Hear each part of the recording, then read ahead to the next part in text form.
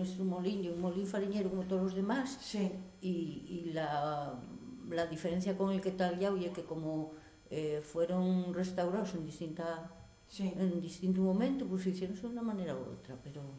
Vale, ¿y qué curiosidades tiene? Me refiero, ¿cuánta harina suele poder moler o cómo...? Bueno, se supone que antes de restaurarse, cuando funcionaba de verdad como molín, oye, tendría bastante capacidad porque había mucha... Sí. En el pueblo había mucho cereal y molíase mucho. También Sí, había muchos molinos. Tenéis muchos molinos, eso ya había indica. 10 molinos.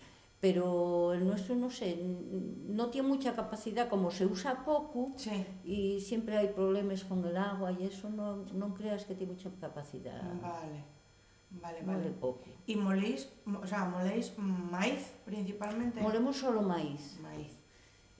Dicen que el trigo que es más fácil, que se muele mejor y tiene menos exigencias, pero nosotros molemos solo maíz.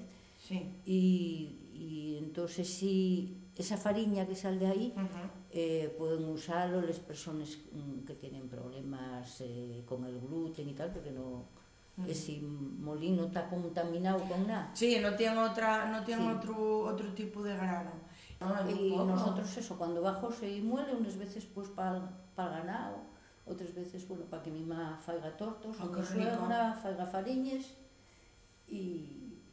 pero que más que el tener fariña, por lo que lo falle, por mantener.